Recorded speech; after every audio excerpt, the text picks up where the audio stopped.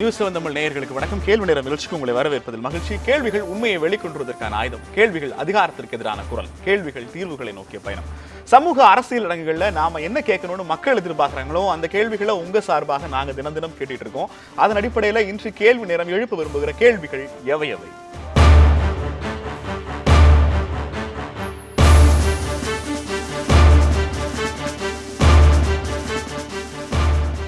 தினமும் ஒரு பரபரப்பு கருத்தை சொல்லி செய்திகளின் நாயகனாக வலம் வந்து கொண்டிருக்கிறார் மத்திய இணையமைச்சர் பொன் ராதாகிருஷ்ணன்.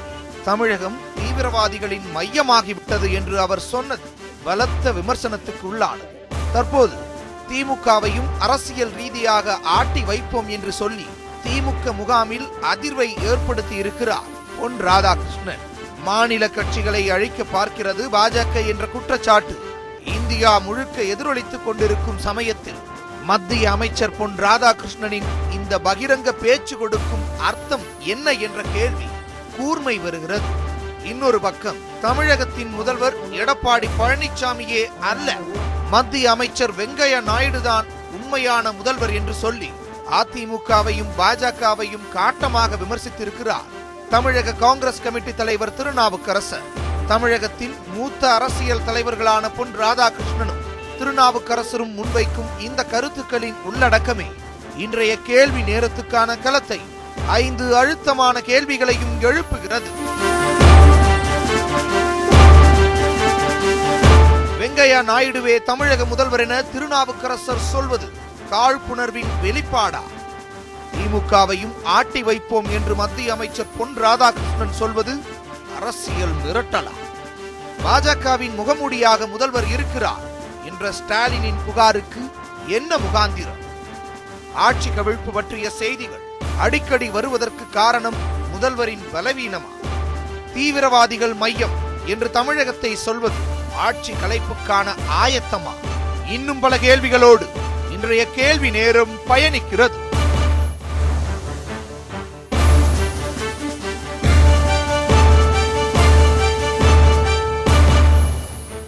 தமிழக அரசியலை மையப்படுத்தி நமக்கு 100 கேள்விகள் இருக்கின்றன. இந்த கேள்வி நேர விவாதத்தில் 2 கேள்விகளை பிரதானப்படுத்த இருக்கிறோம். தமிழகத்தினுடைய ஒரிஜினல் முதலமைச்சர் மத்திய அமைச்சர் வெங்கையா நாயுடு என்கிற திருநாவுக்கரசருடைய குற்றச்சாட்டினுடைய நம்பகத்தன்மை, அதனுடைய உண்மை, அரசியல் வெளிப்பாட்டுக்கான காரணம் என்ன என்பது முதல் கேள்வியாகவும், அடுத்தது திமுகவா என்கிற கேள்வியை 2ஆம் சுற்றில் விவாதிக்க இருக்கிறோம். முதல் சுற்றில் வந்து நம்மோடு விவாதிப்பதற்காக கருத்தாளர் உங்களுக்கு அறிமுகப்படுத்துகிறோம். பாரதிய ஜனதா கட்சியிலிருந்து குமரகுரு அவர்கள் நம்மோடு இருக்கிறார். காங்கிரஸ் கட்சியிலிருந்து சட்டமன்ற உறுப்பினர் விஜயதாரணி அவர்கள் நம்மோடு இருக்கிறார். திமுகவிலிருந்து மனுஷபுத்திரன் அவர்களும் மூத்த பத்திரிகையாளர் மணி அவர்களும் நம்மோடு இணைந்திருக்கிறார்கள். 4வரையும் இந்த நிகழ்ச்சிக்கு வரவேற்கிறோம். மனுஷபுத்திரன் சார், ஆரம்பிக்கலாம். தமிழகத்தினுடைய முதலமைச்சர் எடப்பாடி பழனிசாமியா வெங்கையா நாயுடுவா?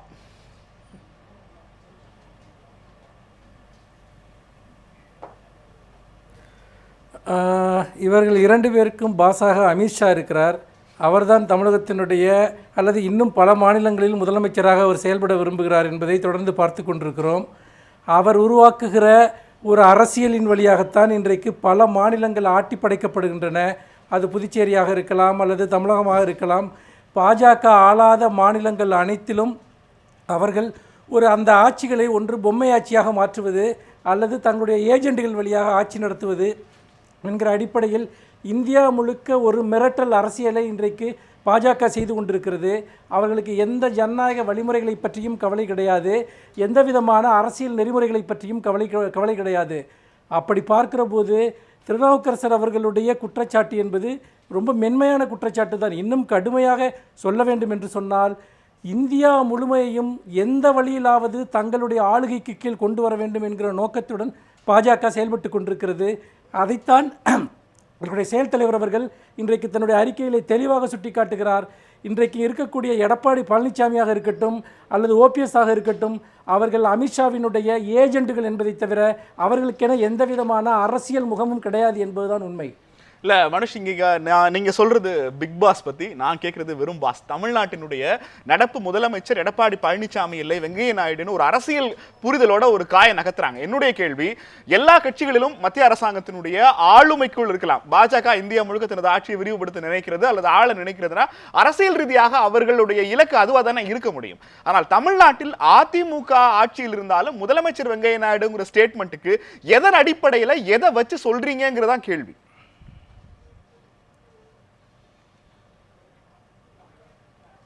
இப்பொழுது அதிமுகவினுடைய 3 அணிகள் எதிரும் புதிருமாக பிரிந்து நிற்கின்றன. ஆனால் இவர்களுக்குள் கொள்கை சார்ந்த என்ன முரண்பாடு இருக்கிறது? மத்திய அரசு தமிழகத்தினுடைய நலன்களை பறிக்கக்கூடிய விதத்தில் செய்யக்கூடிய எந்த ஒரு விஷயத்திற்காவது இந்த அணியினில் இருக்க ஏதாவது ஒரு பிரிவு கடுமையாக எதிர்த்து குரல் கொடுத்திருக்கிறதா? அது ஆட்சியில் இருக்கக்கூடிய எடப்பாடி பழனிசாமியாக இருக்கட்டும், அல்லது நிழலாட்சி நடத்த விரும்புகிற டிடிவி தினகரனாக இருக்கட்டும், அல்லது எப்படியாவது தனக்கு அதிகாரம் கிடைக்காதா என்று தவித்து கொண்டிருக்கக்கூடிய ஓபிஎஸ் ஆக இருக்கட்டும், நீட் தேர்விலிருந்து தொடங்கி ஜிஎஸ்டியிலிருந்து எத்தனையோ பிரச்சனைகள் இன்றைக்கு தமிழகம் பாதிக்கப்பட்டிருக்கிறது. ஆனால் எந்த பிரச்சனையிலாவது மத்திய அரசிற்கு எதிராக இவர்கள் சேர்ந்து குரல் கொடுத்திருக்கிறார்களா? தனியாகவாவது குரல் கொடுத்திருக்கிறார்களா? எதுவுமே கிடையாது. குறைந்தபட்சமாக ஒரு தமிழக சட்டசபையில் நிறைவேற்றக்கூடிய ஒரு தீர்மானத்தை கூட கொண்டு போய் அங்கே குடியரசுத் தலைவரிடம் கொடுப்பதற்கு கூட ஒரு முதுகெலும்பில்லாத ஒரு அரசாக இந்த அரசு இருந்து கொண்டிருக்கிறது. இன்றைக்கு எங்களுடைய செயல் தலைவர் அவர்கள் தன்னுடைய அறிக்கையிலே சுட்டிக்காட்டி என்னுடைய கேள்வி, அதிமுக அரசு பலவீனமாக இருக்கிறது, மாநில உரிமைகளை காப்பாற்ற தவறிவிட்டதுங்கிறதெல்லாம் ஒரு குற்றச்சாட்டு. அவர்கள் பலவீனமாக இருப்பதனாலேயே பாஜக தமிழ்நாட்டில் பலம் வாய்ந்ததாக இருக்கிறதுங்கிற ஒரு ஸ்டேட்மெண்ட்டை நீங்களா எப்படி அசியூம் பண்றீங்கிறதா என்னுடைய கேள்வி.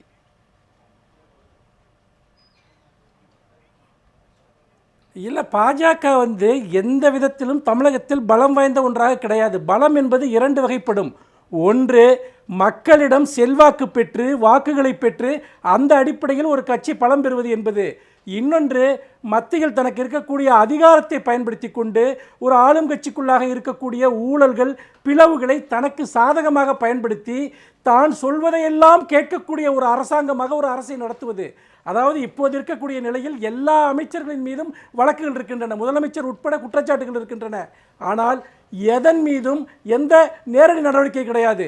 ஆனால் ரெய்டு இருக்கும், குற்றச்சாட்டுகளை பதிவு செய்யுங்கள் என்கிற அறிவுறுத்தல்கள் இருக்கும். ஆனால் தொடர்ந்து இவர்கள் எல்லோருமே எப்போது வேண்டுமானாலும் தங்கள் தலைக்கு கத்தி வரலாம் என்கிற நிலையில் பாஜக குனியச் சொன்னால் மண்டியிடுகிறார்கள், பாஜக மண்டியிடச் சொன்னால் தவழ்ந்து செல்கிறார்கள். அப்படி என்று சொன்னால் இந்த பிளவுகளை, அதாவது இவர்கள் செய்த ஊழல்கள், இவர்கள் செய்த குற்றங்கள், இவை எல்லாவற்றையும் அது நேர்மையான வழியில் ஒரு வழக்காகவோ விசாரணையாகவோ மாற்றுவதற்கு பதிலாக ஒரு பிளாக்மெயில் அரசியலில் பாஜக ஈடுபட்டிருக்கிறது. அதன் அடிப்படையில் தான் இவர்கள் 3 பேரும் அடிமைகளாக இருந்து கொண்டிருக்கிறார்கள். மற்றபடி இவர்களுக்குள் அரசியல் ரீதியாக எந்த வேற்றுமையும் கிடையாது. தொடர்ந்து பேசலாம். மனுஷபுத்திரன் அதிமுகவிலிருந்து விபி கலைராஜன் அவர்கள் நம்மோடு இணைந்திருக்கிறார். அவரையும் இந்த நிகழ்ச்சிக்கு வரவேற்கிறோம். உங்க தலைமையில கத்தி ஏதாவது இருக்கிறதா? ஏன்னா அதிமுகவினுடைய எல்லா தலைகளின் மீதும் இதுவும் ஒரு கத்தி இருக்கிறது. அந்த கத்திக்காகவே தொடர்ந்து பாஜகவிடம் பணிந்து கொண்டிருக்கிறீர்கள். காங்கிரஸ் தலைவர் திருநாவுக்கரசர் இதர் எல்லாவற்றிற்கும் மேலாக தமிழ்நாட்டினுடைய முதலமைச்சர் எடப்பாடி பழனிசாமி இல்லை, மத்திய அமைச்சர் வெங்கையா நாயுடு அப்படின்னு சொல்லியிருக்காரு. உங்க கட்சிக்கு எத்தனை முதலமைச்சர்கள் இருக்கலாம்? நீங்கள் சொல்கிறத பார்த்தா ரெண்டு விஷயம் எடுத்தோம் கேட்டீங்க, நல்ல கேள்வியாக கேட்டீங்க. என் கையில் கத்திருக்கான்னு, உங்க தலைமையில கத்திருக்கேன், தலைமையில கையில் இருக்கான்னு கேட்டால் அது வன்முறையாக போயிடும். இல்லை, தலைமையில கத்திருக்கான்னு கேட்டீங்க.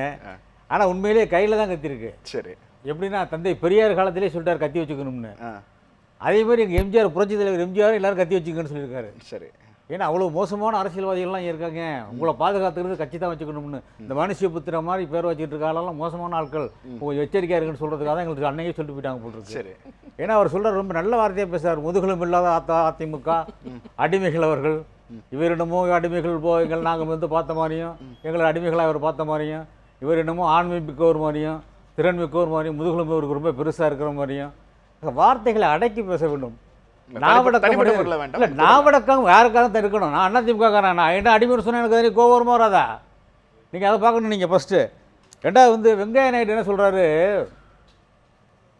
ஆட்சியை நாங்கள் கவிழ்க்க மாட்டோம் என்று சொல்வது நாங்கள் யாரோ அடுத்தவங்க பெருசியில் நாங்கள் இருக்கிற மாதிரி கிடையாது. எங்களுடைய பெருசியில் நாங்கள் வர வேண்டும் என்பதற்காகத்தான். அதாவது பேசாமல் இருக்க சொல்லுங்க அவரை. பெருசியில் நாங்கள் இருக்கிற மாதிரி சொல்கிறாரு. அப்படி கிடையாது. நாங்க வெங்கையா நாயுடு என்ன சொன்னாரு, வார்த்தைகள் மாத்தி மனுஷ வைக்கிற மிக முக்கியமான ஒன்று, தமிழகத்தினுடைய ஜீவாதார பிரச்சனைகள்ல மத்திய அரசினுடைய நடவடிக்கை தமிழகத்திற்கு ஒருவேளை எதிராக இருந்தால் அதிமுக எத்தனை அணிகளாக பிரிந்திருந்தாலும் அத்தனை அணிகளும் இந்த விஷயங்களை ஒரே நிலைப்பாடு எடுக்கிறீங்களா எப்படி? இல்ல, நான் சொல்றேன், நீட் தேர்வு சொல்லி சொல்றாரு மனுஷபுத்திரன் சொன்னாரு. நீட் தேர்வு யார் காலத்தில் கொண்டு வந்தது? காங்கிரஸ் காலத்தில் கொண்டு வந்தது. நான் கேட்குறேன், ஜிஎஸ்டி எப்போ கொண்டு வந்தாங்க? இதே காங்கிரஸ் காலத்திலாம் கொண்டு வந்தாங்க. அன்னைக்கு மோடி எதிர்த்தாரு, நீ கொண்டு வந்தார், அதுவே விஷயம். அதிமுக ஜிஎஸ்டிக்கு எதிராக நாடாளுமன்றத்தில் ஜிஎஸ்டிக்கு எதிராக பேசினோம். அன்னைக்கு மத்திய அரசு என்ன சொன்னது, எங்களுக்கு வாக்குறுதி வழங்கி இருக்கிறார்கள் 5 ஆண்டு காலம். இன்னைக்கு பாதிக்கப்படுற மாநிலத்தில் முதல் மாநிலம் எங்களுக்கு தமிழ்நாடு தான். நம்முடைய மாநிலம் உங்களை சேர்த்து சொல்றேன். இல்ல ஒரு உறுதியான கட்சியாக அதிமுக இருக்கு. உறுதியான கட்சியாக இருக்கிறோம். இந்த விஷயத்துல நாங்க ஸ்ட்ராங்கா இருக்கிறோம். என்ன இப்போ சொல்றோம்? அவர் என்ன சொல்றாருன்னா, எங்களுக்கு வந்து 5 ஆண்டு காலம் எல்லா அமைச்சர்கள் மேலயும் ஒரு கேஸ் இருக்கு, முதலமைச்சர் மேலயும் கேஸ் இருக்கு, அந்த கேஸ்ல எதுவும் நடந்துடக்கூடாதுங்கிறதுக்காக நீங்க பணிஞ்சு போறீங்கிறாரு. யாரு மேல கேஸ் இல்ல? இப்ப அத்வானி மேல கேஸ் இல்லையா? மோடி மேல கேஸ் இல்லையா? மோடி முதலமைச்சர் வந்து இப்ப கேஸ் எல்லாமே இருந்துச்சு. இப்ப நாங்க கேட்குற உமாபாரதி இருக்காங்களே, அவங்க மேல கேஸ் இல்லையா? அவங்க கேஸ் இருக்கப்போ அவங்களே செட்டில் மினிஸ்டரா இருக்காங்க. வழக்குகளுக்காக அதிமுக பயப்படாது. வழக்குகள் ப்ரூவ் ஆகிடுங்க. ப்ரூவ் ஆனதான் பேசணும் நீங்க. ஓகே, அது மாதிரி நீங்க ப்ரூவ் ஆகாம நீங்களாம் பேச முடியாது. 1976 திமுக ஆட்சியை கலைத்தது காங்கிரஸ், இந்திரா காங்கிரஸ். சரி, அதே இந்திரா காங்கிரஸ் இந்திரா காந்தியை வந்து முதலில் அடிச்சது திமுக. அதே அடிச்சது மட்டும் இல்ல, அன்றைக்கு இந்திரா காந்தியை காப்பாற்றது பட நெடுமாறன். அன்றைக்கு கொச்சைப்படுத்தி பேசுது இந்திரா காந்தியை திமுக தான்.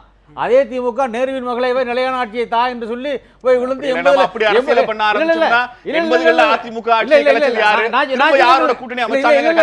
நான் சொல்றேன் கேளுங்க. 80ல வந்து எங்க ஆட்சியை கலைப்பதற்காக திமுக போய் கூட்டணி காங்கிரஸ் கூட காலையில் விழுந்தவர் கருணாநிதி. கலைத்தது யாரு?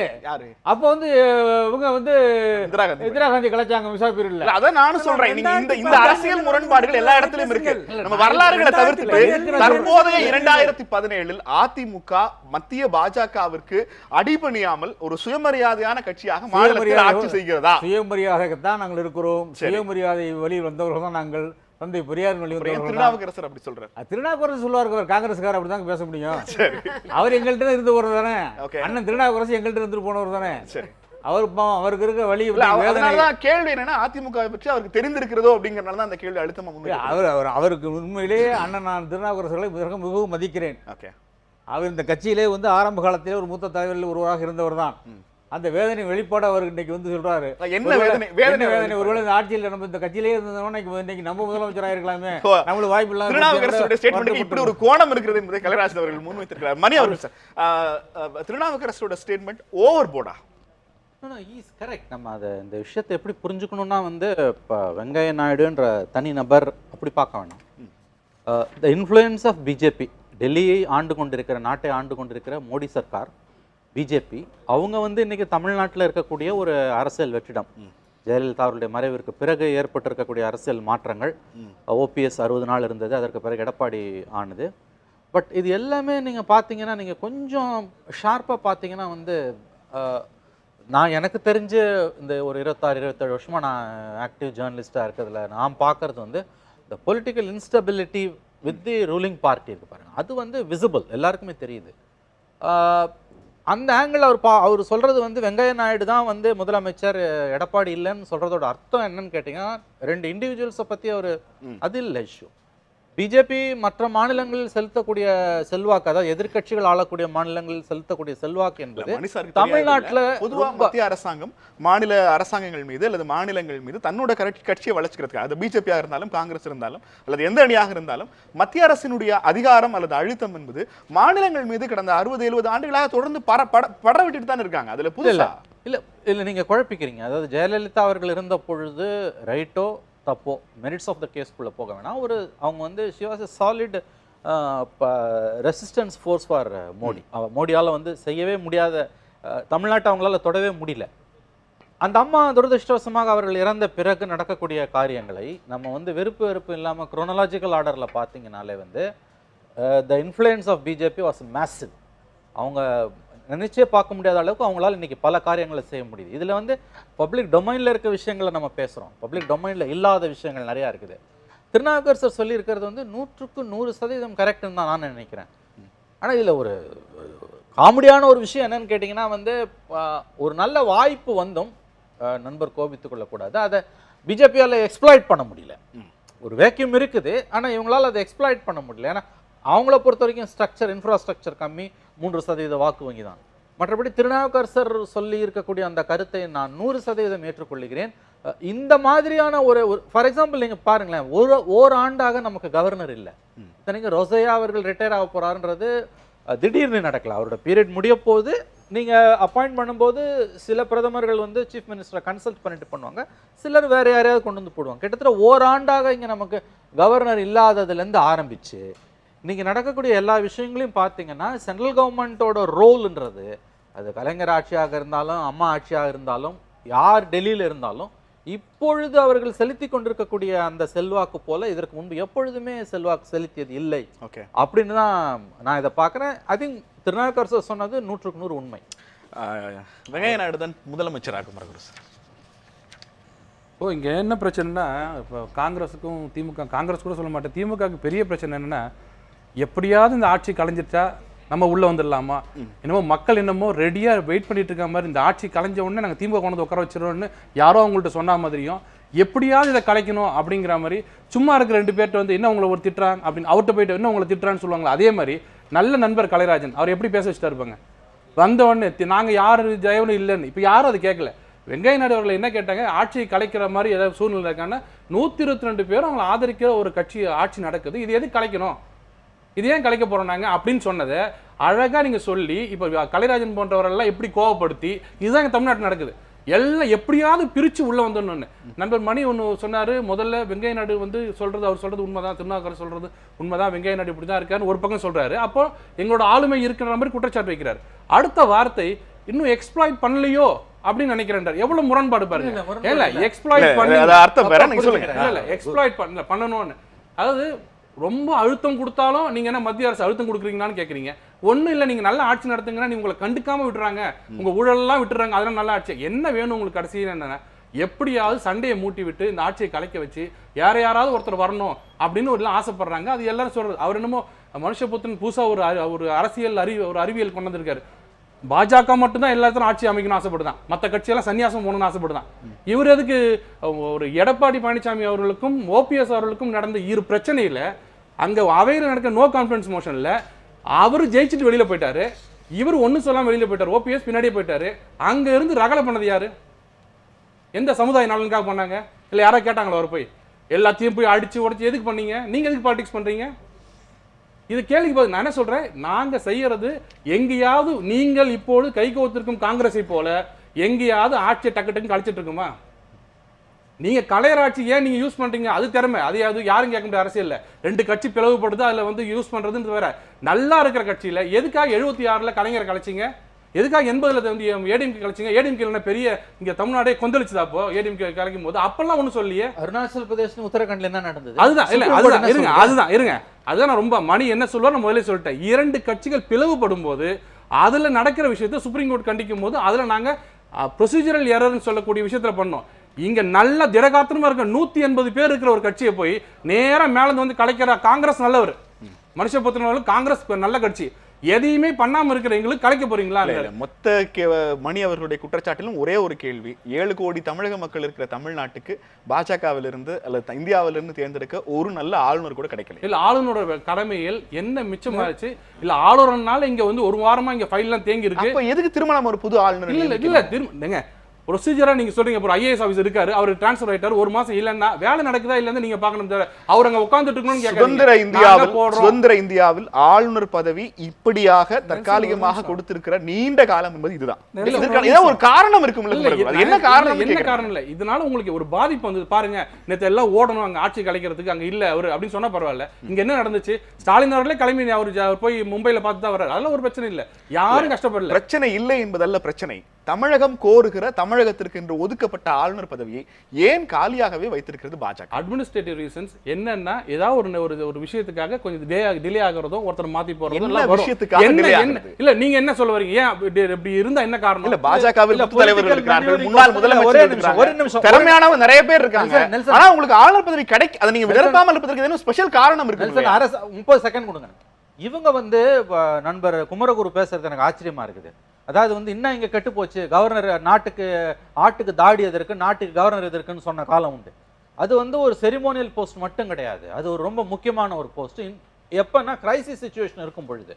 மகாராஷ்டிரா ஒரு பெரிய மாநிலம், அங்க ஆளுநராக இருக்கக்கூடிய ஒருவரை தமிழ்நாடு போன்ற இன்னொரு பெரிய மாநிலத்திற்கு முதல் ஆளுநரையே போடாம கிட்டத்தட்ட ஓராண்டாக வைத்திருப்பது என்பது நிச்சயமாக அரசியல் உள்நோக்கம் கொண்ட ஒரு முடிவு தான் அது. இப்படி பாருங்களேன், நீங்க வந்து திருமதி சசிகலா அவர்கள் வந்து முதலமைச்சராக அவரை கட்சியை தேர்ந்தெடுத்து அவங்க ஆளுநரை போய் பார்க்கும் பொழுது அங்க மட்டும் ஒரு ரெகுலர் ஆளுநர் இருந்திருந்தார்னா அவங்களுக்கு பதவி பிரமாணம் செய்து வைப்பதை தவிர அவர்களுக்கு வேற வேலையே இருந்திருக்காது.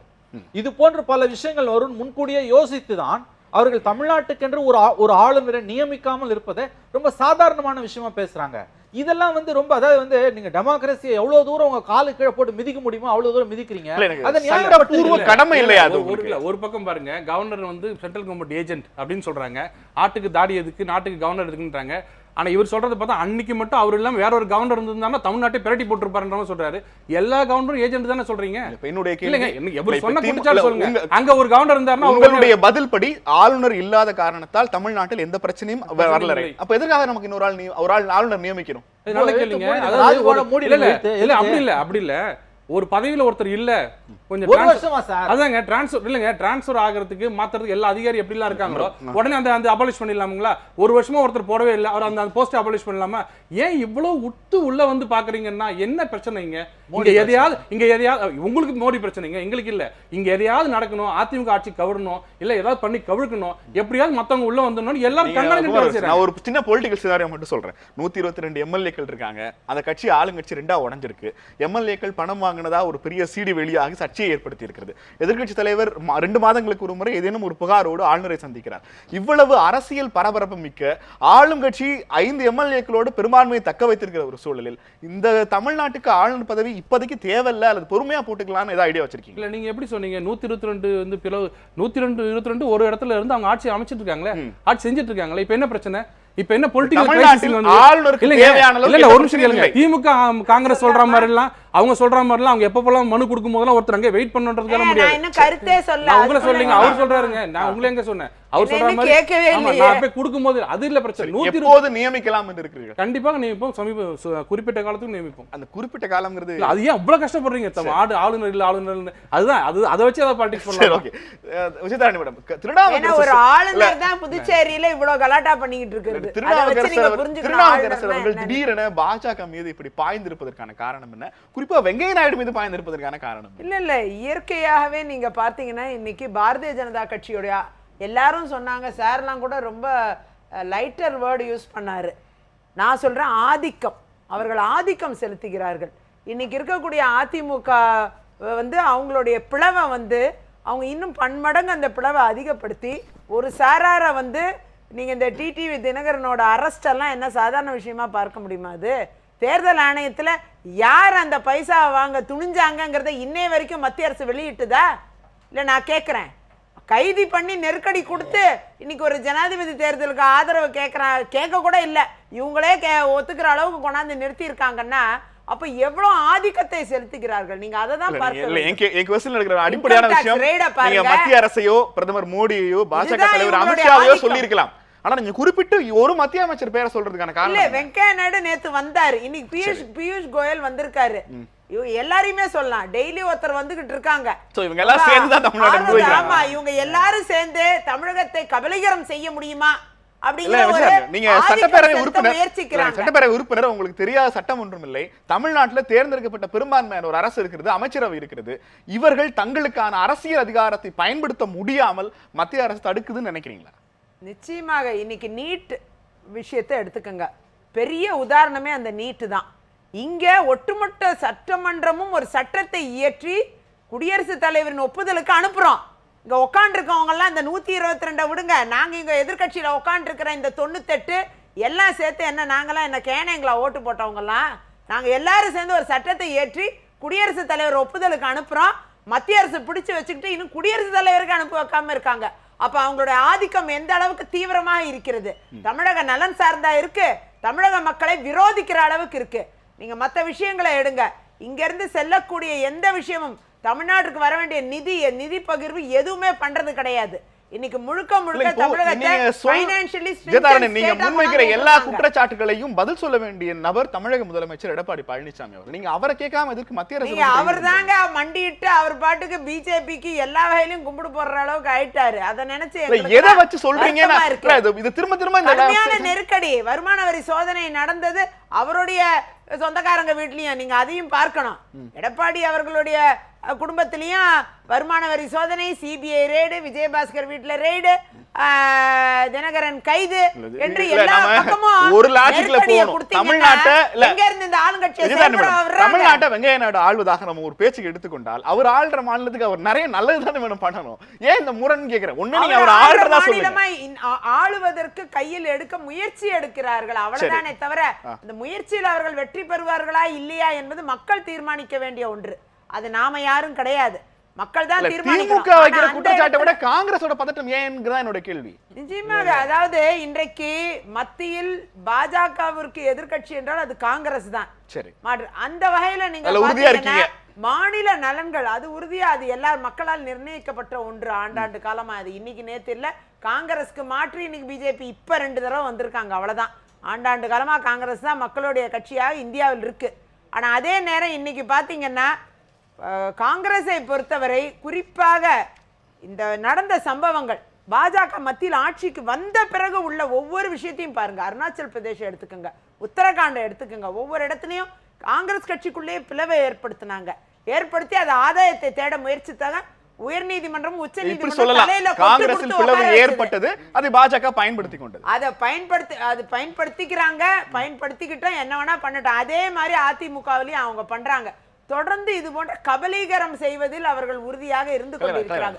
கோவாவை எடுத்துக்கங்க, மணிப்பூரை எடுத்துக்கங்க, எல்லாமே வந்து தமிழகத்தினுடைய இத்தனை ஆண்டுகால அரசியல் அதிமுக குறித்து அதிமுகவை விடவும் தமிழ்நாட்டில் இருக்கிற எல்லா கட்சிகளும் கவலைப்படுகிறார்கள். ஆனா இவ்வளவு பேரோட கவலையும் அதிமுக மதிக்கிறாங்களாங்கிறதா எனக்கு தெரியல. என்ன நடந்து போச்சுன்னு கவலைப்படுறாங்க, எனக்கு ஒன்றும் தெரியல.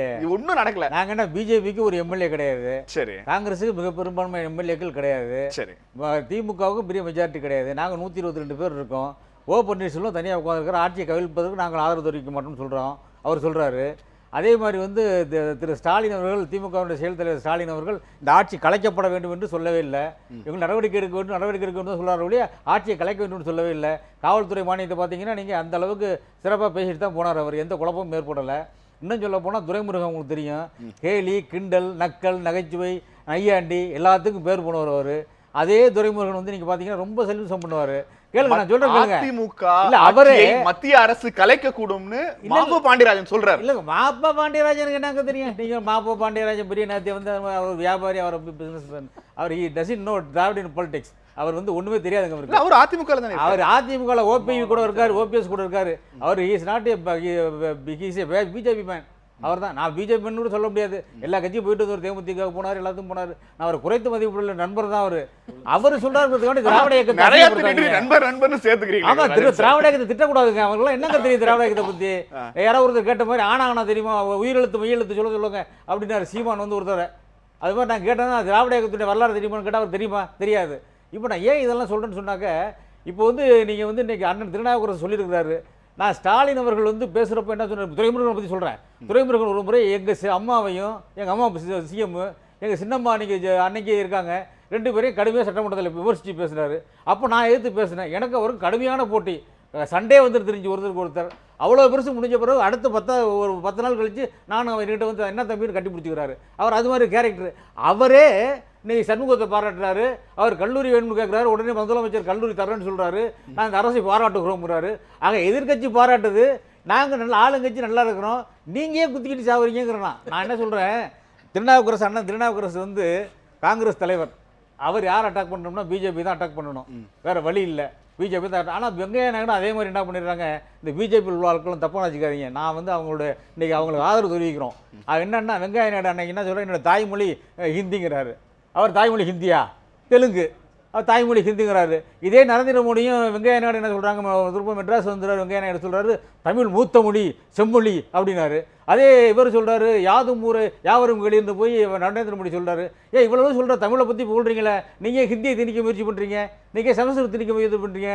அம்மா பழைய மூத்த மொழி இன்றைக்கு இந்தியாவிலே இதுதானே, தமிழ் தானே, அதை வந்து ஆட்சி உள்ள நீங்கள் அறிவிக்கலாம்ல அப்படின்னு நாங்கள் கேட்கலாம். ஆக இது மாதிரி கேட்க மாட்டீங்க. இல்லை கேட்குறோம், கேட்கிறோம். ஒவ்வொருத்தரும் நாங்க தீர்மானம் போடுறோம், கேட்கிறோம். சரி. நாங்களும் போடுறோம், திமுகவும் போடுறாங்க. நான் தான் ஏய், இதே கேட்டிருக்கேன். நாங்களும் ஆட்சி கேட்கிறோம், முறையா கொண்டாங்கன்னு திமுகவும் கேட்கறாங்க. ஆக நீதிமன்றங்கள் எங்களுக்கு வந்து 2 திராவிட இயக்கங்களுக்கு கருத்து வேறுபாடுகள் இருக்குங்க. எனக்கு ரொம்ப- வழிகள் வெவ்வேறு வழிகளாக இருக்கலாம். ஜெயலலிதா அவர்கள் முதலமைச்சராக இருந்தபோது மத்திய பாஜக அரசினுடைய பல்வேறு திட்டங்களை ஒரு திட்டத்தை எதிர்ப்பதற்கும் ஒரு திட்டத்தை ஆதரிப்பதற்கும் தமிழ்நாடு சார்ந்த ஒரு பார்வையை முன்வைக்கிறாங்க. ஆதரிக்கிற போது வலுவான ஆதரவும், எதிர்க்கிற போது கடுமையான எதிர்ப்புமே அவங்க 2 விஷயங்களை பேலன்ஸ் பண்றாங்க. ஜெயலலிதா அவர்களுடைய மறைவுக்கு பிறகு பாஜகவின் எந்த நடவடிக்கையை அதிமுக ஆட்சி கண்டித்திருக்கிறது? இல்ல நீங்க வந்து அம்மாவினுடைய ஆளுமையை பத்தி நீங்க கம்பேர் பண்ணவே முடியாது. யாரு கூடயும் கம்பேர் பண்ணவே முடியாது. அவங்க சரி.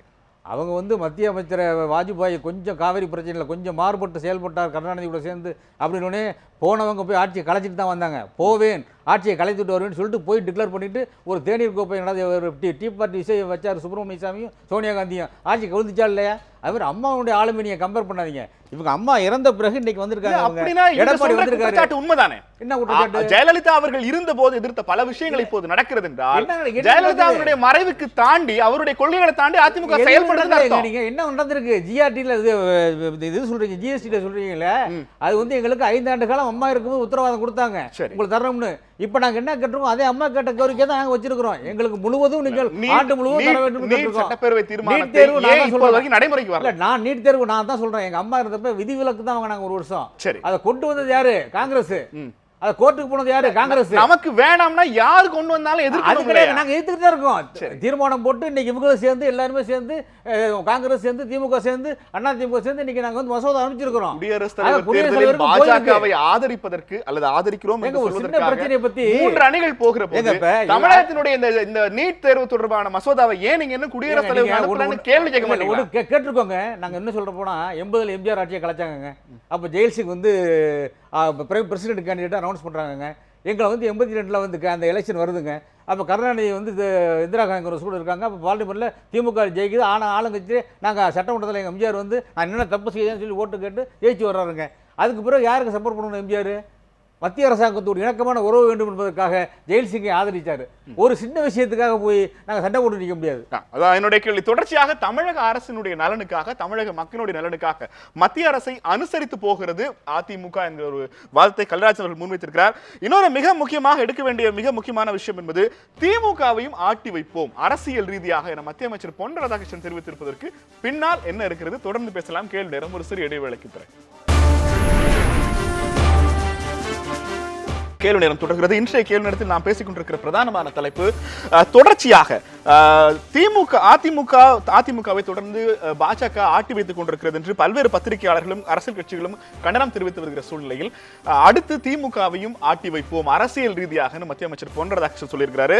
பாஜகவின் முகமூடியாக முதல்வர் இருக்கிறார் அப்படிங்கிற ஸ்டாலினுடைய புகாருக்கான பதிலாக இதை எடுத்துக்கொள்ள முடியுமா என்கிற கேள்வி மிக முக்கியமான கேள்வி. மனுஷபுத்திரன், திமுகவையும் ஆட்டி வைப்போம்னு பொன் ராதாகிருஷ்ணன் சொல்கிறார். இன்னும் சில மாதங்களில் ஸ்பெக்ட்ரம் தீர்ப்பு வர இருக்கிறது. ரெண்டுக்கும் தொடர்பு இருக்கிறதா அல்லது ரெண்டும் தனித்தனியான ஸ்டேட்மெண்டா?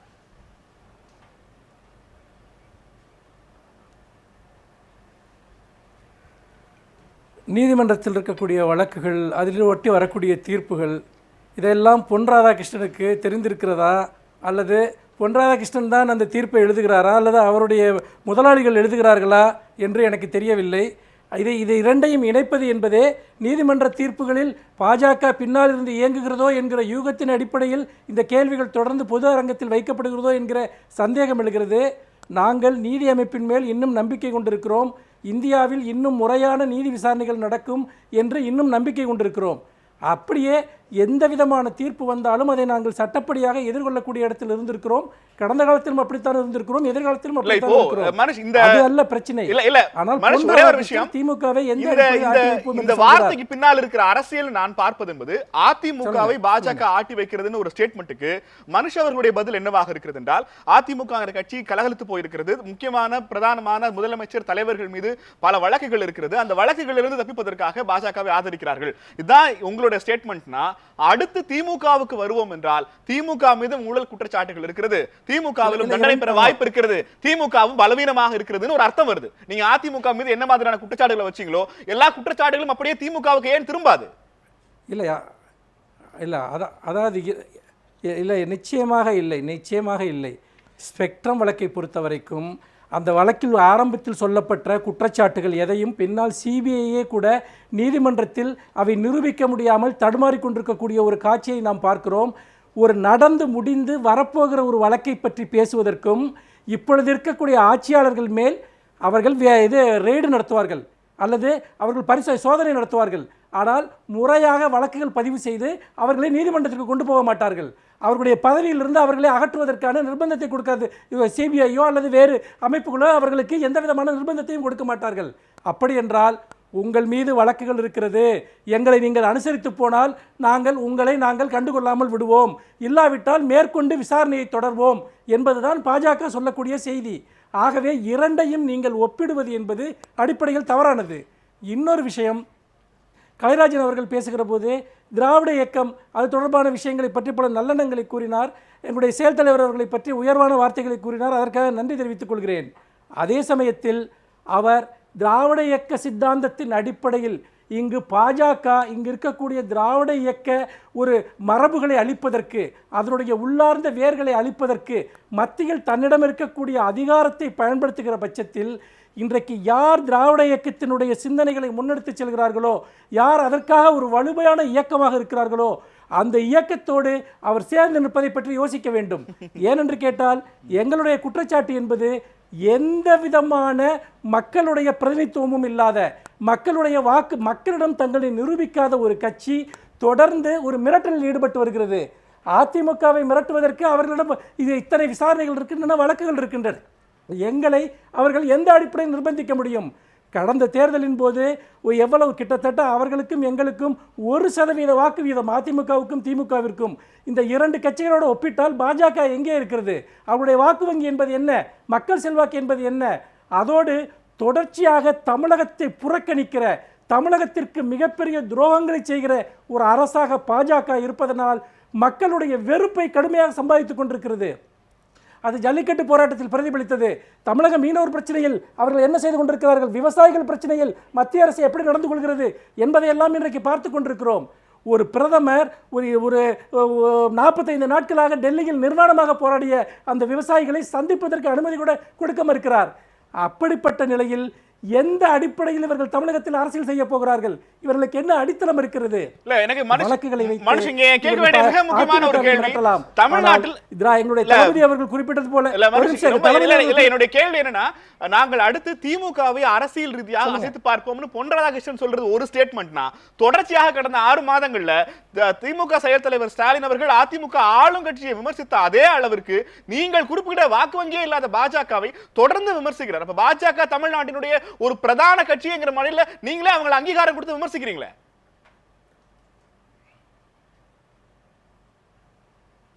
இல்லை, நிச்சயமாக இல்லை. நீங்க உங்கள் கேள்வி மிகவும் சரியான கேள்வி. தமிழகத்தில் இந்த விவாதத்தினுடைய மையப்புள்ளியே தமிழகத்தை ஆள்வது யார் என்பது. அப்படி என்றால் அதிமுகவில் இருக்கக்கூடிய ஊழல்களையும் குழப்பங்களையும் பயன்படுத்தி தான் விரும்புகிற அனைத்தையுமே பாஜக தமிழகத்தின் மீது திணித்துக் கொண்டிருக்கிறது. அப்படிப்பட்ட நிலையில் தமிழகத்தில் ஒரு நிழலாட்சியை பாஜக நடத்தி கொண்டிருக்கிறது.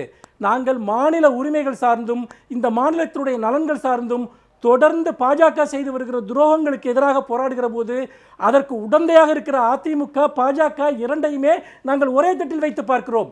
எங்களை பொறுத்த வரைக்கும் தமிழகத்தினுடைய நலன்களுக்கு குழி தோண்டுவதில் இவர்கள் 2 பேருக்கும் எந்த வித்தியாசமும் இல்லை. அதாவது திராவிட இயக்கத்தினுடைய ஒரு ஒற்றுமையை பற்றி எல்லாம் பேசுகிறார்கள்.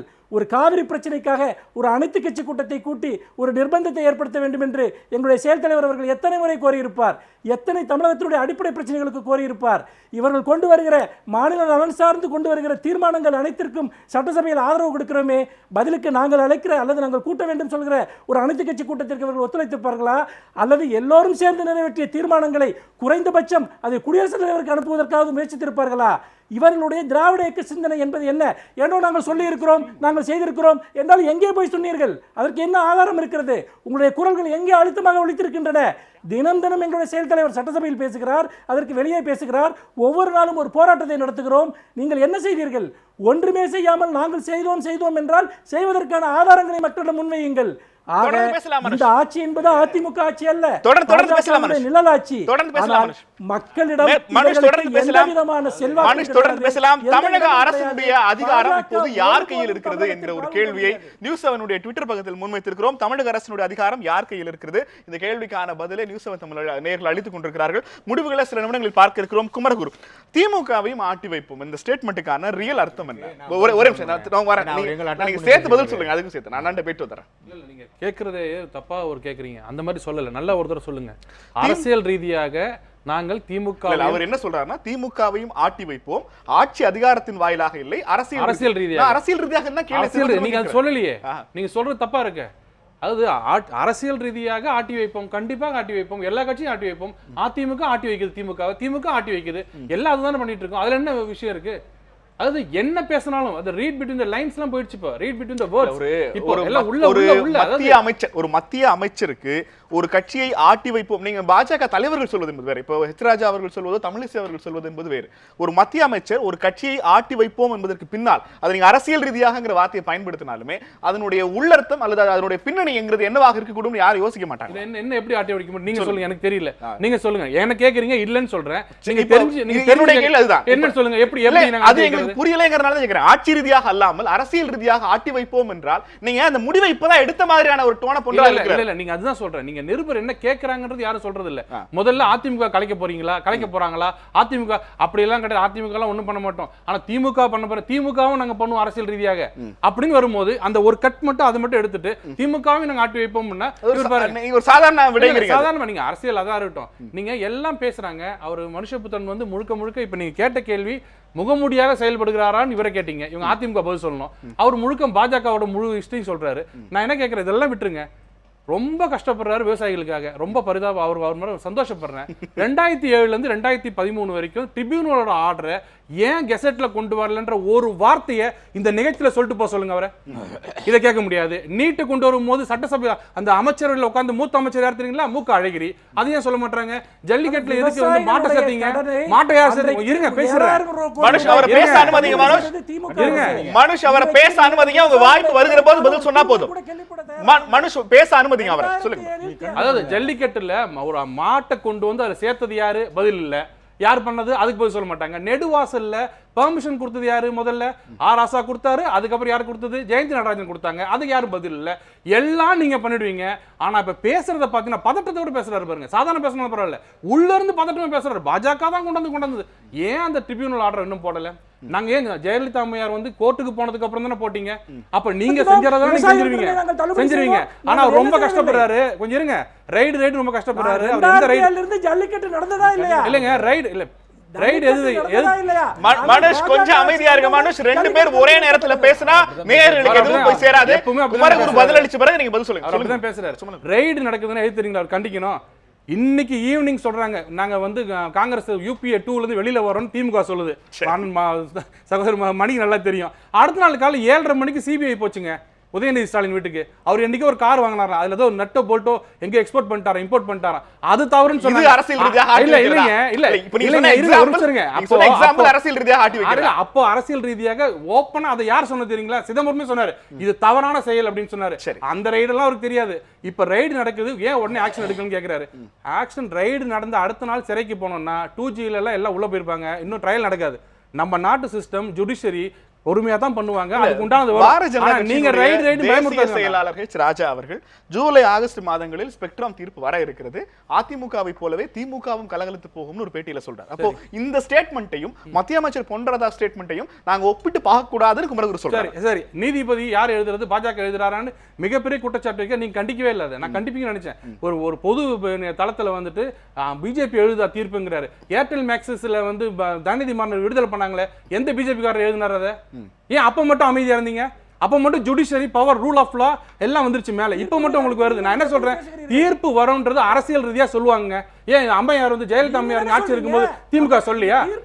திமுக எப்படி சொன்னாங்க? இருங்க அங்க நிக்குது, சுப்ரீம் கோர்ட்ல இருக்கு, அந்த அம்மையார் உள்ள போறாங்க சொன்னாங்க. அது என்ன அர்த்தம்? அவர் தான் எழுதுறாரு தீர்ப்பு. அரசியல் பண்றவங்க இருங்க அந்த தீர்ப்பு வரட்டும், ஒரு செட்பேக் வரும் அப்படின்னு ஒரு அரசியல் சொல்றாங்க. அதையும் சொல்லக்கூடாது இதையும் சொல்லக்கூடாது. ஏதாவது சொன்னா ஒரு பக்கம் ஜுடிஷியல் நீங்க எழுதுறீங்களா கேக்குறாரு. என்ன வேணும், இப்ப என்ன பிரச்சனை? இப்ப உங்களுக்கு எது பண்ணாலும் தவறுனா தவறுதான். ஆனா எவ்வளவு பதட்டப்படுறாரு பாருங்க. ஏன் பிஜேபி பதட்டப்படுறாரு? கேள்வியே வேறங்க. முதல்ல கேள்வி படிச்சு ஆன்சர் சொல்லுங்க. கேள்வியே முகமுடியா இவர் செயல்படுறாரு. தொடர்ந்து பேசலாம். திமுகவை மாட்டி வைப்போம்ங்கிறது சாதாரணமாக சொல்லப்பட்ட ஸ்டேட்மெண்ட். அதை வந்து ஊடகங்கள் பூதாகரமாக்குகிறதுங்கிற குரு அவர்களுடைய பதிலுக்கு உங்க பதில் என்ன? இல்ல, நான் அப்படி அதை எடுத்துக்க மாட்டேன். there is a message in it. ஏன்னு கேட்டீங்கன்னா there is a message. அது புரிய வேண்டியவங்களுக்கு புரியும். யாருக்கு புரிய வேண்டுமோ அவர்களுக்கு அது புரியும். சரி, அவங்க வந்து இப்ப கோர்ட் தீர்ப்பை ஓபி சைனி சிபிஐ கேஸ் விசாரிக்கிற ஓபி சைனி சிறப்பு நீதிபதியோட தீர்ப்பை மனசுல வச்செல்லாம் வெங்கையா நாயுடு அதை சொல்லல. சென்ட்ரல் கவர்மெண்ட் நினைச்சா என்ன பண்ண முடியுன்றது, நாடு விடுதலை அடைந்து இந்த 69 ஆண்டு காலத்தில் நடக்காத சம்பவங்கள் ஜெயலலிதா மறைவுக்கு பிறகு நடந்தது. செக்ரட்டேரியட்ல சீஃப் செக்ரட்டரி சேம்பர்ஸை ரெய்ட் பண்ணாங்க. பக்கத்திலே சிஎம் இருக்காரு. சீஃப் செக்ரட்டரியோட வீடை ரெய்டு பண்ணாங்க. சிட்டிங் மினிஸ்டர் ரெய்டு ஆகிறாரு. அது கூட சில மாநிலங்கள் நடந்திருக்கு. பட் இந்த சீஃப் செக்ரட்டரியோட சேம்பர்ஸ்லேயே ரெய்டுன்றதெல்லாம் பெரிய விஷயம். மோடி அவர்களோட அரசியலை நன்றாக விருப்பு வெறுப்பின்றி பார்ப்பவர்களுக்கு தன்னுடைய அரசியல் எதிரிகளை அவர் எப்படியெல்லாம் வந்து ஹேண்டில் பண்ணுவார்ன்றது நல்லா தெரியும். என்ஃபோர்ஸ்மெண்ட் டைரக்டரேட், சிபிஐ, டிஆர்ஐஸ் இது போன்ற அவர்கள் கையில் இருக்கக்கூடிய அந்த அமைப்புகளை வைத்துக்கொண்டு அவர்கள் நினைத்தால் யாரை வேணா எப்போ வேணா ரெய்டு பண்ணலாம். அதற்கான காரணங்களையும் அவர்கள் கையில் வைத்திருப்பார்கள். இந்த மெசேஜ் வெங்கையா நாயுடு அவர்கள் கொடுத்திருக்கக்கூடிய மெசேஜ் என்பது வந்து பொலிட்டிக்கலா லுக் ரொம்ப நீ ஆடாத, பிஜேபிக்கு எதிராக எல்லாரோட டோசியர்ஸும் எங்கிட்ட இருக்கு அப்படின்னு அவர் சொல்றாரு. அது வந்து புரிய வேண்டியவங்களுக்கு புரியும். நெல்சனுக்கோ மணிக்கோ அல்லது சாருக்கோ மேடம்கோ புரியுதா புரியலன்றது எனக்கு தெரியாது. சாருக்கு ஓகே, அவரையும் சேர்த்துங்க. ஆகவே அதுல ஒரு மெசேஜ் இருக்குது. பொலிட்டிக்கலி ஏடிஎம்கே இன்னைக்கு வந்து இருக்கக்கூடிய சூழல்ல அந்த ஒரு வெற்றிடம் கண்டிப்பா இருக்குது. அதை யார் எக்ஸ்ப்ளாய்ட் பண்ண போறாங்கன்றதுதான் கொஸ்டின். என்ன பொறுத்த வரைக்கும் அன்பார்ச்சுனேட்லி டிஎம்கேவால வந்து அந்த ஸ்பேஸை வந்து அவங்களால எக்ஸ்ப்ளாய்ட் பண்ண முடியல. ஜெயலலிதா மறைவுக்கு பிறகு தமிழக அரசியல் முடியல சூழல்ல. பிஜேபியால வந்து என்னன்னு கேட்டீங்கன்னா ஆசை இருக்கு, ஏதோ பண்ண வாய்ப்பு இல்லைன்னு அந்த மாதிரி இருக்குது. ஸோ ஃபுல் ஃபிளட்ஜ்டு வேக்யூம் இருக்குது. அந்த நேரத்தில் அவர் தங்கிட்ட இருக்கக்கூடிய அந்த ஒரு அதிகாரத்தை வைத்துக்கொண்டு பொன் ராதாகிருஷ்ணன் அப்படி சொல்றார். பொன் ராதாகிருஷ்ணன் அவர்கள் சொல்லுவதை நீங்கள் சாதாரணமாக எடுத்துக்கொள்ளாதீர்கள். நாங்க ஆட்டி வைப்போம்னு சொல்றது நாளைக்கே உள்ள யாரையோ விட்டு ரைடு பண்ணி தூக்குவாங்க அல்லது ஓபி சைனி இதை பண்ணும் அப்படிலாம் தேவையில்லை. 1000 விதத்துல சென்ட்ரல் கவர்மெண்ட் நினைச்சா பண்ணலாம். அது புரிய வேண்டியவர்களுக்கு புரியும். விஜயதாரணி மேடம், உங்களுக்கு என்ன புரிகிறது? இல்ல, எனக்கு நல்லா புரியுது. எனக்கு நல்லா புரியுது. ஏகப்பட்ட அனுபவம் ஏற்கனவே இருக்கிறது என்பதாலும் ஒரு இந்திய அரசாங்கத்தினுடைய அதிகாரம் எந்த எல்லை வரை போகும் என்பதற்கான எல்லா சாத்தியக்கூறுகளையும் எல்லா கட்சிகள் மீதையும் செய்து பார்த்தவர் என்கிற முறையிலும் நமக்கு வரலாற்றின் அடிப்படையில அந்த என்னெல்லாம் செய்ய முடியும்னு எதிர்பார்க்கிறீங்க? அதாவது ஒரு ஆதிக்கத்தை செலுத்த வேண்டுமானால் அது எப்படி செலுத்த முடியும் என்பது, உதவி செய்ய வேண்டுமானால் ஒரு அரசாங்கத்திற்கு எப்படி உதவ முடியும், எல்லாமே அடிப்படை வந்து மத்திய அரசோட ஒரு பார்வையில் நிச்சயமாக இருக்கக்கூடிய ஒன்று தான். அது நான் இல்லைன்னு சொல்ல மாட்டேன். ஆனால் அதே நேரம் அந்த அதிகாரம் தன் கையில் இருப்பது என்பதற்காகவே எல்லாவற்றையும் கபலீகரம் செய்யலாம் என்ற ஒரு எண்ணம் வரக்கூடாது. பவரை யூஸ் பண்ணலாம், இல்ல எடுத்துறக்கூடாது. இல்ல, அதாவது நீங்க வந்து இப்ப இன்னைக்கு ஜனாதிபதி தேர்தல் நடக்கிறதுக்காக ஏதோ கொஞ்சம் அப்படி வெயிட் பண்ற மாதிரி நாங்க பார்க்கிறோம். இல்லைன்னா அவங்களோட போக்கு இன்னும் வேற மாதிரி இருந்திருக்கலாம்னு நான் நினைக்கிறேன். அந்த வகையில வந்து இன்னைக்கு புதுச்சேரியை எடுத்துக்கங்க. முழுமையா தேர்ந்தெடுக்கப்பட்ட ஒரு அரசாங்கம் இருக்கு. 30 பேர் இருக்காங்க, ஆளுங்கட்சியும் எதிர்கட்சியும். எல்லா மேடைகளிலும் காங்கிரசின் பிரச்சனையை பெரிய பூதாகரமான பிரச்சனையாக மாற்ற வேண்டாம், தலைப்பு வேற பக்கம். இல்ல இல்ல, நான் அங்க ஒரு அந்த உதாரணத்தையே எடுத்துக்கிறேன். அங்க நீங்க பிஜேபி ஒரு எம்எல்ஏ கூட கிடையாது, மக்கள்கிட்ட ஓட்டே வாங்காத ஒரு கட்சி இன்னைக்கு 3 எம்எல்ஏ நாமினேட்டடா கொண்டாந்து உட்கார வைக்கிறாங்க. கிரண்பேடி தன் துணைநிலை ஆளுநர் என்பதற்காகவே அதை செய்யறாங்க. அப்போ சட்டப்பூர்வமா இருக்கு, ஆனா தார்மீக ரீதியாக இது செய்ய முடியுமா என்ற கேள்வி இருக்கு. It is violative of constitution article 239A. இது வயலேட்டிவ் தான். இப்பதான் முதல் முறையா ஜுடிஷியரி டெஸ்டுக்கு வருது. பொன்னார் சொல்ற திமுகவை மாட்டி வைப்போம் அந்த மாதிரி புரியுற அர்த்தம் என்ன? அதாவது இல்ல, பொன்னார் வந்து தெளிவா அவர் வந்து ஆளுங்கட்சி எதிர்கட்சின்னு இல்லாம எல்லாத்தையும் இதுல இல்ல ஆட்டி வைக்கணுங்கிற ஒற்றை முடிவுல இருக்க மாதிரி எனக்கு தெரியுது. அந்த வகையில திமுகவை பொறுத்தவரை என் கேள்வி, ஆண்டவர்கள் இதுக்கு முன்பாக இந்தியாவை ஆண்டவர்கள் முறையில் ஒரு கட்சியை ஆட்டி வைப்போம் அப்படிங்கிறதுக்கான அரசியல் ரீதியான பொருள் என்ன? திரும்ப திரும்ப கழகங்கள் இல்லாத ஒரு தமிழகத்தை உருவாக்கும்னு அதான் பொன்னார் அவர்கள் சொல்லிட்டே இருக்காரு. அந்த ஆட்டி வைப்போம் அப்படிங்கிறதுக்கான அரசியல் ரீதியான பாசிபிலிட்டிஸ் என்ன? அதிமுகவை ஆட்டிட்டாங்க ஆல்ரெடி. அதே வகையில திமுகவை இன்னும் எப்படி ஆட்டி இது வரைக்கும் வருது, ஆனா சொல்ல மாட்டேங்கிறீங்களே. இந்த ஆட்டி வைப்போம் அப்படிங்கிறதுக்கான பாசிபிலிட்டி என்ன? ஆட்டி வைப்போம் ரொம்ப சிம்பிள். அதான் அவர் இல்ல, அவங்க வாயில இருந்து நல்லா இருக்கு.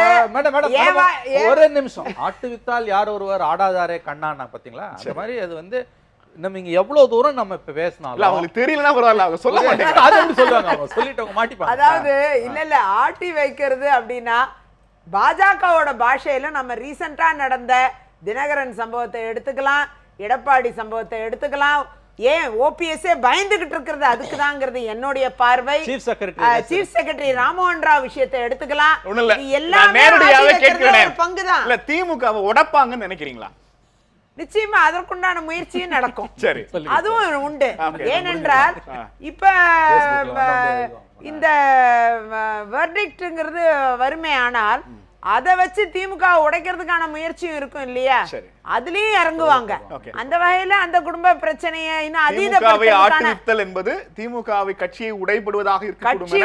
காங்கிரஸ் கட்சியினுடைய செய்தி தொடர்பாளர் விஜயதாரணி தெரிவித்தார் போடலாம். அப்படி அதாவது என்னை பொறுத்தவரை அதிமுகவும் உடைய வேண்டாம், திமுகவும் உடைய வேண்டாம். நாங்க அதுதான் நினைக்கிறோம். எங்களுடைய பார்வை அதுதான். காங்கிரஸ் கொஞ்ச நாளைக்கு முன்னாடியே நினைச்சிருக்கலாம். இல்ல உண்மையாவே நாங்க வந்து அதிமுகலையும் இந்த அணிகள்லாம் இப்படி பிரிஞ்சு செயல்பட வேண்டாம். சட்டமன்றத்திலே நாங்க வந்து ஓப்பனாவே நீங்க எல்லாம் ஒத்துமையா செயல்படுங்க, உடஞ்ச முட்டை மாதிரி ஆயிராதீங்க நாங்க பேசிட்டே தான் இருக்கோம். உங்களுக்கு என்ன அவ்வளவு அக்கறை? அவங்க இதுவா இருக்கு அவங்க இல்ல அதே நேரம் 4 வருஷம் பதவி முக்கியம் இல்லையா? திமுகவை எது அதிமுக உடையாமல் இருக்க வேண்டும் என்பது அவங்க உடையாமல் ஜூனியர் பண்ணிட்டு இருக்காங்க. அதாவது மக்களை பொறுத்தவரை ஒரு ஆட்சி நடைபெற வேண்டும், தொடர்ந்து எலெக்ஷன் வந்துட்டு இருந்தாலும் சிரமம். எந்த எம்எல்ஏக்கும் இப்ப எலெக்ஷன் வரணும்னு யாருக்குமே விருப்பம் இல்ல. ஓப்பனாவே அதை நான் சொல்றேன். அந்த வகையில அது தேவை. இப்ப ஏற்கனவே இப்பதானே எலெக்ஷன்ல நின்று மக்களுடைய நம்பிக்கையை பெற்று வந்தவங்க தானே என்ன மாதிரி எம்எல்ஏ எல்லாம். திருப்பி எலெக்ஷன் நில்லுன்னா அது தேவையற்ற ஒன்று. திரும்ப நம்பிக்கை கோரி பார்க்கலாம். அதாவது பேரவையில் நம்பிக்கை இல்லாத போயிருச்சுன்னு வைங்க, எலெக்ஷன் வந்துதானே ஆகணும், வேற வழி இல்ல. அது நான் சொன்னாலும் நிக்காது, யார் சொன்னாலும் நிக்க போறது. நன்றி விஜயதாரணி, தொடர்ந்து பேசலாம். கலைராஜன் அவர்கள் திமுகவை மாட்டி வைப்போம்ங்கிற ஒரு ஸ்டேட்மெண்ட்டை தொடர்ச்சியாக பல மேடைகள்ல திராவிட கழகம் அல்லது திராவிட ஆட்சிகள், திராவிட குரல் தமிழகத்திலிருந்து ஒலிக்க வேண்டும்னு அதிமுக சார்பில் நீங்க தொடர்ந்து பேசிட்டு இருக்கீங்க. அதிமுகவினுடைய சர்ச்சைகளுக்கு பிறகு திமுகவை மாட்டி வைப்போம் அப்படிங்கிற பொன்னாருடைய குரலுக்கு அதிமுக அதை எப்படி அர்த்தப்படுத்திக் கொள்கிறது? இல்லை, அவங்க இப்போ சொன்னாங்க, இப்போ வந்து சொன்னாங்க, நல்லா சொன்னாங்க சகோதரி, முட்டை நீங்கள் முட்டை மாதிரி உடஞ்சிடக்கூடாது அப்படின்னு சொன்னாங்க திமுகவை. இது சொன்னோடனே ஞாபகம் வந்துச்சு, ஹிட்லர் வந்து ஜெர்மனி படை போயிட்டுருக்கப்ப ரஷ்யாவுக்குள்ளே நுழையிறப்ப ஒரே இப்போ போகிறதுக்கு அச்சப்பட்டாங்களாம். அப்போ உடனே ஹிட்லர் சொன்னாராம், முட்டை உடஞ்சாதான் நம்மளுக்கு பயன்படும், அது மாதிரி போகையா உள்ள அப்படின்னாராம். அதான் எனக்கு ஞாபகம் வந்துச்சு. அதனால் இவங்க உடைக்கணும்னு நினைக்கிறாங்க, உடைக்கக்கூடாதுன்னு நினைக்கிறாங்க. பட் எனிவே பொன் ராதாகிருஷ்ணன் எங்களையும் பேசியிருக்காரு. என்ன சொல்லியிருக்காரு? பட்டமரம் தான் அதிமுகன்னாரு. அப்புறம் திருப்பி இப்போ என்ன சொல்கிறாரு? திமுக அதிமுக ஆட்சி கவலாதுங்கிறாரு. இவங்க வந்து வார்த்தைக்கு வார்த்தை ஒவ்வொரு நாளைக்கு ஒரு திருப்பி பேசுகிறாங்க. இவர் சொல்கிற மாதிரி என்ன கேள்வி கேட்குறாங்க, அதுக்கு இவங்க என்ன பதில் சொல்கிறாங்கன்னு தெரியல. ஆனால் இன்னொன்று என்னென்னா, இவங்க வந்து நினைக்கிற மாதிரி திமுக அதிமுகவை தவிர இந்த தமிழ்நாட்டில் வேறு யாரும் வர முடியாதுங்க. பிஜேபியும் வர முடியாது, காங்கிரஸ் வர முடியாதுங்க. திராவிட இயக்கம் ஒன்று தாங்க அது. நான் இன்றைக்கி சொல்லுவாங்க, நீதி கட்சியில் வந்து இதே மாதிரி தான் ஆட்சியை கலைப்போம்னு சொல்கிறாங்க. அப்போ வந்து பிடி தியாகராயர் இருக்கார். அவர் சொல்கிறப்ப மனுஷபுத்திரனாக சொல்கிறேன், வரலாறுக்காக திருநங்காக சொல்கிறேன். மனுஷபுத்திரன் தெரிஞ்சுக்கணும்ல, அவர் இப்போ தான் திமுகவில் சேர்ந்தார், அதுக்காக சொல்கிறேன். பிடி தியாகராயர் இருக்கிறப்ப அவருக்கு நான் சொல்கிறேன் என்னன்னு கேளுங்க. அப்போ சத்தியமூர்த்தி சொல்கிறார், அவர் உங்கள் ஆட்சிக்கு சங்கு ஊத போகிறோம் அப்படிங்கிறார், ஜஸ்டிஸ் கட்சிக்கு, நீதி கட்சிக்கு. அப்புறம் சொல்றாரு சிரிச்சுக்கிட்டு அப்படி சொல்லிட்டு இவர் என்ன சொல்றாரு, கொஞ்சம் அதே மாதிரி நான் என்ன சொல்றேன், இவங்க வந்து இன்னைக்கு நாடு வந்து ரொம்ப மோசமான என்ன சொல்றீங்கன்னா திமுகவை அசிச்சு பார்க்க முடியாது, திமுகவை அசிக்க முடியாது, அண்ணா திமுக அசிக்க முடியாதுங்க. தொண்டர்கள் பலமிக்க கட்சிங்க. நாங்க திராவிட இயக்க மண்ணு, பெரியார் மண்ணு, அண்ணா மண்ணுங்க. அது இது அவனை ஈஸியா யாரும் நினைக்க முடியாது. ஆனா ஒண்ணு என்ன சொல்றேன்னா, இவர் மனுஷன் பழைய வரலாறு தெரியாம பேசுறாரு. அன்னைக்கு வாஜ்பாய் கூட போய் அலைன்ஸ் வச்சது யாரு? இவங்க தான் பண்டாரம் பரதேசினாங்க. குட் பர்சன் நாட் என்ன பேட் பார்ட்டினாரு, good person in bad party அப்படின்னாரு அவரு. யாருக்கு? இதே கருணாநிதி சொன்னாரு. இதே கருணாநிதி என்ன பண்ணாரு, முரசொலி மாறன் உடல்நிலை சரியில்லாம இருக்கிறப்ப அவர் ஹாஸ்பிட்டலுக்கு போயிட்டு டெல்லி அமெரிக்கா வரல போயிட்டு வரவர் 2 வருஷம் மத்திய அமைச்சர் பதவியில இருந்து வித்தவுட் இலாக்கா வச்சுக்கிட்டே இருந்தாங்க. அதே வந்து பிரசிடென்ட் இருக்கு முரசொலி மாறனுடைய. நான் சொல்றேன் கேளுங்க, பாடி வந்து வச்சு வரலாம், வாஜ்பாய் வந்து மலர் வளையம் வைக்கிறாரு, வச்சுட்டு அவர் ட்ரெயின் ஏறலங்க, ஃபிளைட் ஏறலங்க, உடனே காங்கிரஸ் கை கொடுத்துட்டாரு கருணாநிதி. நடந்துச்சா இல்லையா? இதே பண்டாரம் இவர் வந்து பேசுறாரு நம்ம பிஜேபி பத்தி. பிஜேபிக்கு நாங்க தான் வழி கொடுத்தோம் 98ல. ஆனா இவங்க போய் விழுந்து சப்போர்ட் பண்ணாங்களா இல்லையா? பண்டாரம் பரவாயில்லை சொன்னாங்களா இல்லையா? பேசக்கூடாது. இன்னைக்கு பாருங்க மகாராஷ்டிராவில் பிஜேபி ஆளுதுங்க. அங்க வந்து 2 பொம்பளை பிள்ளைங்க ஏர் ஓட்டிட்டு போகுதுங்க. நாங்க சொல்றத கேளுங்க. 2 பிள்ளைங்களை வச்சு ஏர் ஓட்டிட்டு போயிட்டு இருக்காங்க மகாராஷ்டிராவில். ஆளுநர் யாரு? திருப்பி சொல்லணும். போயிட்டு இருக்க நிலை வேற. எங்களை வந்து நாங்க வந்து யாருக்கும் வஞ்ச மாட்டோம். யாருக்காகவும் எதற்காகவும் நாங்க யாரிடத்திலும் போய் கெஞ்ச மாட்டோம். அதிமுக ஆட்சியை எந்த கொம்பனாலும் கலைக்க முடியாது. தமிழக அரசினுடைய அதிகாரம் யார் கையில் இருக்கிறது என்கிற கேள்வியை நியூஸ் தமிழுடைய ட்விட்டர் பக்கத்தில் கேட்டிருந்தோம். அதற்கு நம்முடைய நேயர்கள் அளித்த பதிலை இப்போது பார்க்கலாம். தமிழக அரசினுடைய அதிகாரம் இப்போது யார் கையில் இருக்கிறது? எடப்பாடி பழனிசாமி அவர்கள் கையில் இருப்பதாக 14% பேர் கருத்து தெரிவித்திருக்கிறார்கள். சசிகலா மற்றும் தினகரன் அணி சார்பாக 18% பேர் கருத்து தெரிவித்திருக்கிறார்கள். வெங்கையா நாயுடு அவர்களின் கையில் இருப்பதாக 68% பேர் கருத்து தெரிவித்திருக்கிறார்கள். தமிழக அரசின் அதிகாரம் இப்போது யார் கையில் இருக்கிறது என்கிற கேள்விக்கு எடப்பாடி பழனிசாமி அவர்கள் தரப்பிலிருந்து 14%, சசிகலா மற்றும் தினகரன் தரப்பினர் என 18%, வெங்கையா நாயுடு என 68% பேரும் வாக்களித்திருக்கிறார்கள்.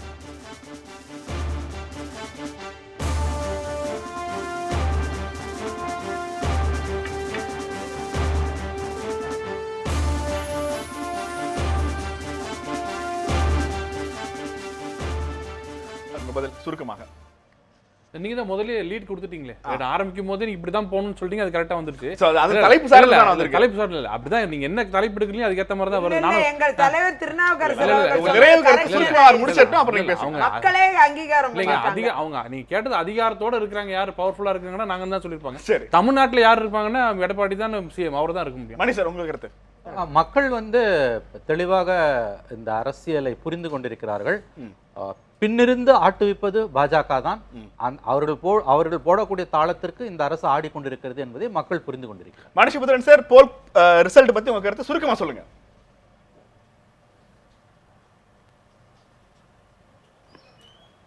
அதாவது இது வந்து ஏற்கனவே மக்கள் அனைவரும் அறிந்த ஒரு விஷயம்தான். இன்னொன்று, திராவிட முன்னேற்ற கழகத்தினுடைய செயல் தலைவர் அவர்களுடைய தலைமையில் மிக வலுவான ஒரு இயக்கம் திராவிட முன்னேற்ற கழகம். இவர்களெல்லாம் கற்பனை செய்வது போல ஏதோ வழக்குகளுடைய தீர்ப்புகளோ அதை ஒட்டியோ இந்த இயக்கம் என்பது கிடையாது. இன்னும் சொல்ல போனால் எந்த விதமான ஒரு விஷயத்தையும் தாண்டி தமிழகத்தை திராவிட முன்னேற்ற கழகத்தினுடைய செயல் தலைவர் அவர்கள் விரைவில் முதலமைச்சராக பொறுப்பேற்று ஒரு இந்த வழக்குகளை நிறைவு கருத்து இல்லை, எங்களுடைய ஆட்சி வந்து நிலையான மெஜாரிட்டியோடு இருக்கிறது. எங்களுக்கு மத்திய அரசாங்கத்துக்கும் நல்ல உறவு இருக்கிறது. இந்த உறவின் அடிப்படையில் வெங்கையா நாயுடு சில கருத்துக்களை சொல்லியிருக்கலாம் அல்லது சில அறிவுரைகளை கூட சொல்லியிருக்கலாம். அது வந்து தவறாக புரிந்து கொள்ளப்பட்டிருக்கிறது. எங்கள் உறவை சீர்குலைப்பதற்காக சிலர் திட்டமிட்டு நாடகம் ஆடுகிறார்கள். இது மக்கள் தவறாக புரிந்து கொண்டிருக்கார்கள் தான் என்னுடைய பாஜக மத்தியில் ஆளும் பாஜக பயமுறுத்தி கொண்டிருக்கிறது. இங்க இருக்கிற அரசாங்கம் பயந்து நடுங்கி கொண்டிருக்கிறது. அந்த வகையில் எங்களுடைய தலைவர் திருநாவுக்கரசர் அவர்கள் சரியாக சொல்லியிருக்கிறார். மத்திய பாஜக தரக்கூடிய அழுத்தங்களுக்கெல்லாம் இவர்கள் பயந்து ஓடிக்கொண்டிருக்கிறார்கள். அதனால் மக்களுக்கு எந்த நலனும் தமிழகத்தில் பயக்கப் போவதில்லை. மக்கள் தான் இவர்களுக்கு வாக்களித்ததற்காக வெட்கி நாண வேண்டும் என்ற சூழ்நிலை நிகழ்ச்சியில் நம்மோடு பங்கெடுத்த 5 பேருக்கும் கேள்வி நிறம் மனமார்ந்த நன்றி தெரிவித்துக் கொள்கிறது. இன்னொரு சந்திக்கலாம். நன்றி, வணக்கம்.